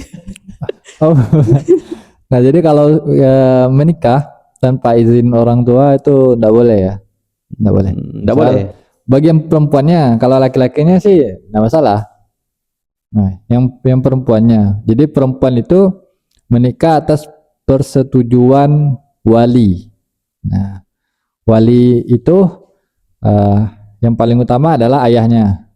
Nah, kalau misalnya ayahnya udah enggak ada, kakeknya. Nah, itu yang wali utamanya itu. Oh, insyaallah. Sambil. Langsung ya bahas ya nanti. Jadi kalau pernikahan tanpa wali ya enggak sah nikahnya.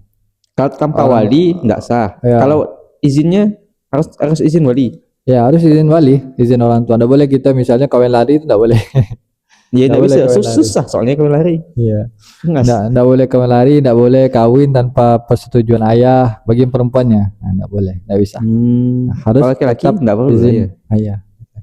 Nah, tapi ada kasus misalnya orang tuanya nih, si ayahnya ini tidak mau menikahi perempuannya dengan Menikahkan laki-laki tersebut, ya menikahkan perempuannya, anaknya kepada laki-laki tersebut karena tanpa alasan syar'i. Kalau alasan syar'i ya boleh. Misalnya laki-laki ini tidak sholat, Oh iya. si ayah tidak mau nikahkan sama Oh laki-laki itu boleh tuh. Nah, itu boleh. Nah, enggak boleh kita biarkan anak kita menikah, misalnya anak si bapak itu perempuannya tuh menikah sama laki-laki yang dia enggak sholat. Nah, itu boleh alasan syar'i itu. Atau si laki-lakinya ini enggak bisa ngaji. Nah, itu boleh, itu alasan syar'i. Aduh, Nah, susah. atau si laki-lakinya nih enggak punya pekerjaan. Boleh. Nah, boleh, alasan syar'i. Nah, yang enggak boleh itu alasan yang tidak syar'i. Contoh laki-laki bagus nih, laki-lakinya alim, soleh, Imam gitu. kemudian punya pekerjaan, Imam masjid. Pak Farid nih Ini apa? Qiraat sab'ah. menguasai elemen ya kan, Apa elemen apa? elemen perkiraatan. Nah, jadi ada laki-laki yang udah mapan, ya kan, alim, ya kan, kemudian Hidup lagi. hidup punya itulah, punya hal-hal yang dianjurkan dalam agama, tapi si ayah ini menolak tanpa alasan syar'i hanya gara-gara Enggak ganteng. itu Allah masa ayah milih ganteng, Kan ayah anaknya. kan bukan ayah yang menikmatinya. ya bisa jadi. Kan nggak Kan nyambung, nanti kan apa namanya? kecuali si ibunya ya masuk akal. Siapa tahu dia mau main ke rumah ini kan, rumah mertua nanti kan. Kalau nggak suka. kalau ayah si laki-laki baru masuk akal, punya mempelai atau menantu wanita dia mau yang cantik misalnya, itu masuk akal biasanya. Tapi kalau itu Sama enggak. sendiri ya. Nah, kalau tanpa alasan syar'i, nah itu bisa diajukan ke KUA. Biasanya KUA itu juga nih laporan ada orang tua yang tidak mau menikahkan anaknya. Padahal bahaya nih kalau anaknya nih udah sama-sama suka gitu kan, sama-sama mau nikah, ya laki-laki juga memenuhi syarat, ya memenuhi syarat nikah ya, bukan yang syarat yang dibuat oleh orang tuanya. Contohnya harus punya uang 1 juta, itu syarat orang tuanya, bukan kayak itu bukan alasan syar'i. Atau punya uang 50 juta dulu, atau punya BMW dulu, nah, itu atau punya unta merah. jadi itu bukan alasan syar'i. Alasan syar'i itu alasan yang berkaitan dengan agama, ya kan, harus punya kebun sawit 10 hektar dulu gitu kan, jangan. Nah, atau harus menguasai 10 MBG, jangan. Enggak ya, jadi malam ya buat ini. Jadi carilah yang benar-benar alasan itu alasan syar'i baru boleh. Tapi kalau yang bukan alasan syar'i itu enggak boleh. Maka larinya ke KUA. Nanti dari KUA yang akan tindak lanjuti orang tua yang kayak gini. Jangan sampai pula anaknya ini maju kawin lari ya, itu Iya. jangan. Sama juga Karena haram, juga itu enggak boleh. kasus kayak gitu kan. Nah, maka Enggak boleh. cara jernihnya apa? Oh nih orang tuanya si anak perempuan tidak setuju. Nah, dan orang tua laki-laki setuju nih kan misalnya. Nah, maka itikat baiknya datangi KUA. Nah, walaupun nanti ya ini secara salahnya sebenarnya tuh ada namanya wali hakim gitu. Tapi itu enggak usah lah ya saya bahas ya. Karena ini konteksnya jauh nih. Ada sampai si orang tuanya ini memutuskan hubungan sama perempuannya gitu, sama anak perempuannya. Nah, itu kan bisa pakai wali hakim. Itu kan wali paling akhir sekali itu. Tapi itu kebanyakan kasusnya orang yang pakai wali hakim tuh yang nikah siri gitu. Jangan. Ya itu pernikahan yang salah tuh. Oke. Nikah itu harus di seperti Bang Adi bilang harus dipublikasikan, harus disebarkan supaya tidak menimbulkan Minimal berapa followers? Berapa viewers? satu desa itu tahu. Oh, oke. Minimal tetangganya tahu. Minimal tetangga Nah, tahu. tetangga itu berapa rumah? 40 rumah. 4 rumah ke depan, 4 rumah belakang, 4 rumah kiri kanan. Satu desa lah tuh. Oh, iyalah. Itu juga. Nah, gitu. Oh, Ya, enggak boleh. minimal. Jadi kalau misalnya orang tua enggak izinkan, 400. cari cara supaya orang tua mau ridho gitu. Contoh misalnya kita belum punya pekerjaan, orang tua ridho kalau kita punya pekerjaan. Nah, kita cari pekerjaan. Kalau misalnya tak setuju juga, ya cari perempuan lain lah ya. Iya. Ya gimana lah, berarti kan bukan takdir kita, itu jodoh takdirnya. kita. Gimana sih? Sesuatu yang diposuli terus itu berarti ya bukan lah. Kalau yang sesuatu dimudahkan ya berarti iyalah. Nah ini takdir, bagian dari takdir lah sini. Gimana sih? Enggak salah, nanti aja lah tuh.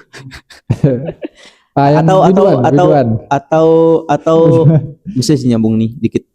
Apakah jodoh itu ya itu adalah rezeki?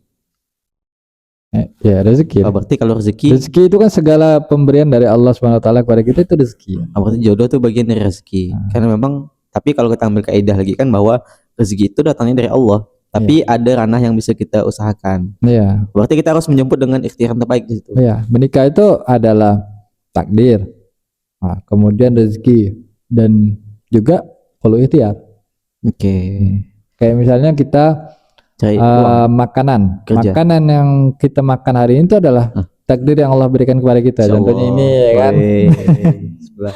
Nah, habis itu ini juga rezeki dari Allah kan, ini pemberian dari Allah. Bisa makan ini enggak? Bisa makan ini? Bisa. Enggak? Oh, bisa. Masker Nah. soalnya. Jadi segala yang terjadi di dunia ini baik min awal ila akhir itu semuanya takdir ya. Semuanya takdir Allah SWT. Oke. Tap. Ayo dangdut, gimana nih dangdut? Nah, jadi Apakah boleh resepsi pernikahan? Atau apakah boleh resepsi pernikahan pakai dangdut itu? Sebelum nanya ke itu sebenarnya perlukah kita resepsi atau pernikahan itu cuma akad aja gitu? Gimana? yang wajibnya nikah itu akad saja, tapi kalau resepsi itu sebenarnya masuk ke sunnah muakkad ya. Oh, sudah. Karena tujuan Bukan resepsi syiar ya? untuk syiar, ngasih tahu orang, oh ini nikah. Kalau akad itu kan biasanya kan cuman keluarga besar, keluarga inti aja gitu kan. Tapi kalau resepsi ini kan tapi bukan berarti maksud saya itu resepsi yang bagus itu adalah yang megah, yang meriah, enggak. Panggil ini band Resepsi itu hanya mengundang orang datang, ngasih tahu bahwasanya kita dalam menikah. Enggak harus pakai acara gitu, walaupun misalnya cuman walimahnya manggil orang datang ke rumah, kemudian baca maulid misalnya atau baca syukuran ya gitu kan. Cukup udah. Enggak perlu kita pakai kayak harus pakai pentas atau harus nyewa gedung gitu yang besar. Live streaming boleh enggak live streaming? Kalau live streaming Kan kan semua zaman- orang nonton. Kan zaman apa nih? Zaman sosmed ya. Biasa teman kita tuh sok sibuk guys. Ya boleh kalau misalnya Sibuk. ngambil akad aja nih, akad habis itu Akad. publisnya lewat media sosial Live aja. Ya, streaming, boleh. gitu kan. Yang wajibnya itu di akad saja. Nah, resepsi itu pilihan, mau pakai resepsi boleh, Pilihan. enggak pakai resepsi juga enggak masalah. Kalau pakai biduan ya enggak boleh lah. Oh, berarti tadi kan Biduan itu kan sebenarnya pakainya pasti pakai yang terbuka. Nah, tapi bisa di ini kan apa tuh? apa namanya? Di apa istilahnya? Biduan syari ya, aduh. Oh. Tapi apa tadi? Saya mau nanya apa tadi? Berarti kan apa namanya? Inti dari adanya resepsi tadi kan sebenarnya untuk syiar ya, untuk Untuk ngasih tahu ngasih tahu bahwasanya ke si fulan sama si fulan ini dia udah menikah. sebagaimana tadi dalil tadi kan, apa namanya, khitbah itu dirahasiakan, Ya. kemudian walimah disiarkan. Nah, dikasih tahu Oh. dipublis gitu. Jangan tertutup Iya iya iya. eksklusif gitu enggak. Ya eksklusif cuma ngundang ini ya deh. Kalau akad ya keluarga inti enggak masalah, keluarga inti aja akad. Tapi Bahkan kalau akad pun kali mungkin cukup di KUA, mungkin enggak perlu rame-rame kayak. iya, aku KUA gratis akad ya. Kok saya tahu ya? Akad nikah di KUA gratis. Kalau misalnya kita akadnya di luar KUA itu bayar 600. Tahu Gi? Kita ngecek nih pasti ini ya kan. Ya sama, saya ngecek juga. Saya ngecek bukan karena saya yang nikah. 600 tuh. 600.000 bukan 600 Itu juta ya. udah termasuk ini kah, paspor kah? Apa namanya itu? Buku nikah. Udah masuk. Jadi 600 dah. Jadi nikah tuh murah ya 600 ya. Mahar itu ya, mahar yang baik itu adalah mahar yang tidak memberatkan kita dan juga tidak merendahkan si wanita tadi. 20 unta ya. Semampunya ya kan Nabi 20 unta enggak memberatkan Nabi, mudah bagi Nabi. Iya. Kalau kita mudahnya apa sekarang? Misalnya maharnya 5 juta, emang 5 juta. Dan tadi tidak merendahkan Khadijah tadi 20 unta Iya. tadi. Itu janganlah. Misalnya, oh mahar boleh lah. Mahar perempuan berapa? 50.000. Kan merendahkan perempuan. Mahar Apa? 50.000. Astagfirullahaladzim. Misal kan Bisa jadi ya. ada yang mahar apa? 50.000 ya. Sendal. Hah? Maharnya sendal. Mahal sendal ya. Sebelah. Tapi emas. Tapi emas itu. Sepatu emas ya. Balon d'Or. Balon d'Or. Udah makin ngawur nih, makin malam nih. Udah lah ya. Kita cukupkan. Oke. Ada mau ini kata-kata Mutiara, silakan. Siapa? Suradim dulu lah ya. Saya terakhir. Makan loh. Ya. Jadi berkaitan dengan istri, ya. Nah, jadi dalam Al-Quran tuh sebutan istri itu ada tiga istilah. Ada imro'ah, ada zauj, dan ada sohibah. Nah, dan tiga-tiganya ini punya makna yang berbeda, ya. Walaupun di terjemahan tuh artinya sama-sama istri. Nah, apa bedanya? Ya, kalau imro'ah, istri itu dia punya keterikatan secara fisik, tapi dia tidak punya kesamaan pemikiran, tidak punya kesamaan visi, tidak punya kesamaan komitmen dan sebagainya kayak gitu. Contohnya siapa? Contohnya dalam Al-Quran itu kalau membahas tentang Fir'aun, maka istrinya itu sering disebut imro'ah Fir'aun, imro'atu Fir'aun. Asia. Nah, Asia itu sering disebut itu tuh, imro'atu Fir'aun. Nah, kenapa disebut imro'atu Fir'aun? Karena istrinya beriman, Fir'aunnya ngaku Tuhan. Nah, gitu. Nah, istrinya beriman sama Allah SWT, si Fir'aunnya malah ngaku Tuhan. Nah, itu kan enggak secara pemikiran visi itu kan beda. Nah, tapi dia tetap sah suami istri. Nah, artinya keterikatan fisiknya ada, tapi visi kemudian pemikiran itu beda. Nah, itulah disebut sebagai imro'ah. Nah, kemudian ada lagi yang disebut cuma kemudian istri Nabi Nuh juga sama, imro'atun Nuh ya. Karena Nabi Nuh beriman, imro'ah istrinya enggak. Nah, maka beda secara pemikirannya. Itu disebut imro'ah. Apa nama istrinya Nabi Nuh? Siapa? Imro'atun Nuh. Zaujatin Nuh. Bukan, imro'atun Nuh. Nah. Zaujatin. Kemudian ada yang namanya zauj. Nah, zauj ini dia berpasangan, saling melengkapi. Jadi zauj ini dia keterikatan secara fisik ya, dan juga keterikatan secara pemikiran, secara visi dan sebagainya. Jadi saling melengkapi, berpasangan gitu ya. Jadi kayak pasangan berpasangan. Nah, jadi kayak sendal ya, ada kiri ada kanan. Jadi saling melengkapi. Nah, makanya di kisah Nabi Adam sama istrinya ya, uskuntu 'alaiha wa zaujuka kan. Nah, engkau dengan istrimu, izauj pakai istilah zauj. Kemudian di dalam surah Al-Rum juga pakai azwaja. Nah, azwaja juga sama katanya dengan zauj, artinya berpasangan secara fisik dan juga secara pemikiran. Nah, kemudian ada sohibah. Nah, sohibah ini dia istri, ya. Tapi ini dalam kondisi sedang yaumil hisab. Nah, jadi suami sama istrinya itu masing-masing mengurusi urusannya masing-masing. Nah, itu surah Abasa kan. Wasahibatihi wa bani likulli imri'im minhum yauma idzin sya'nu yughni. Mereka semuanya itu sibuk sama diri mereka masing-masing. Enggak peduli lagi sama istrinya, enggak peduli lagi sama suaminya, sama anaknya, dia cuma peduli sama dirinya gitu.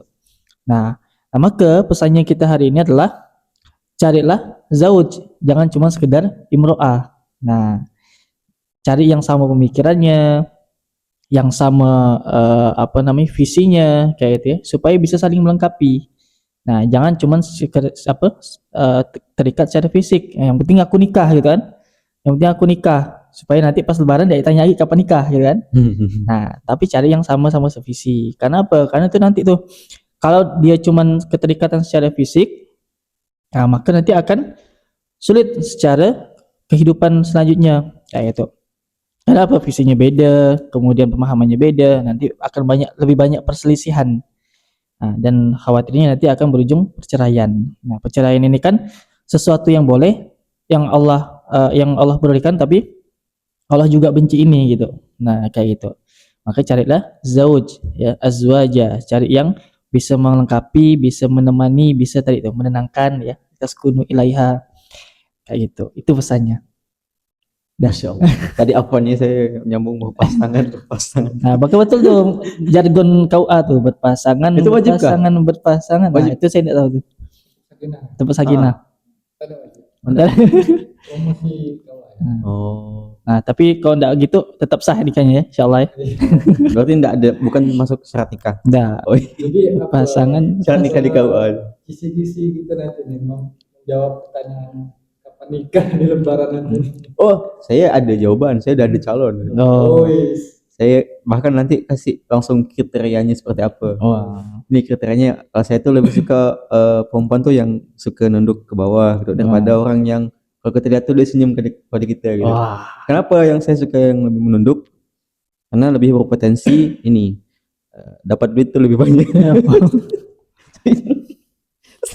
Nggak nyambung. Dah. Saya ngejok sih sebenarnya. Dah. Oke, Bang Umar, pesan-pesan terakhir. Terakhir untuk malam ini.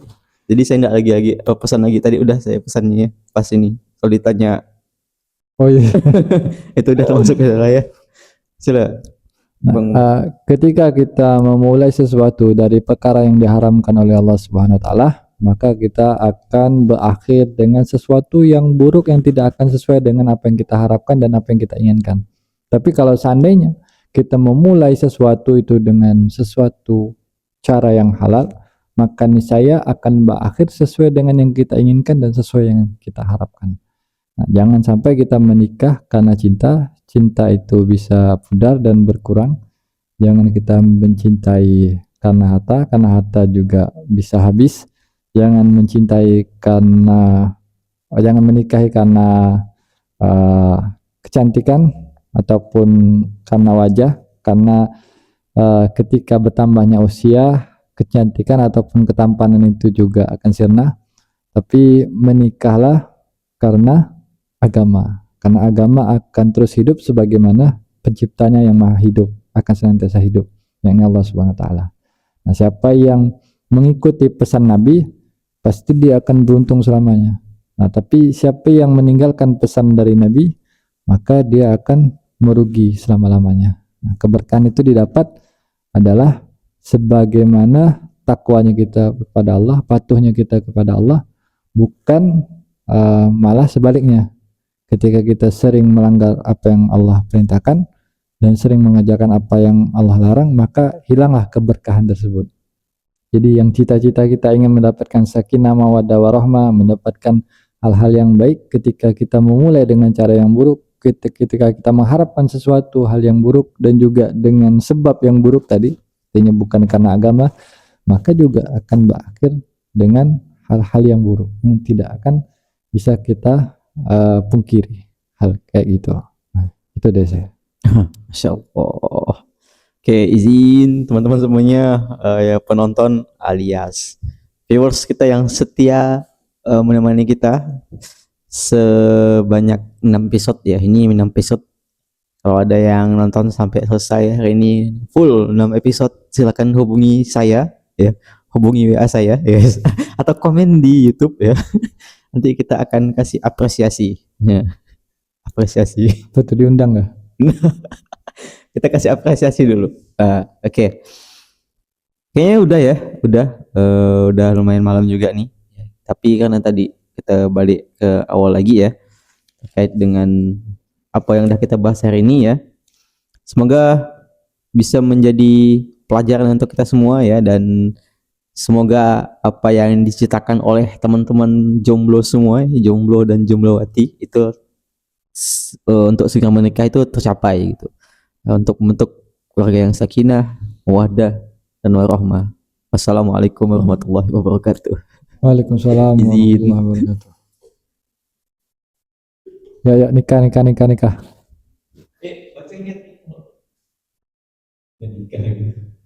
Nawaitu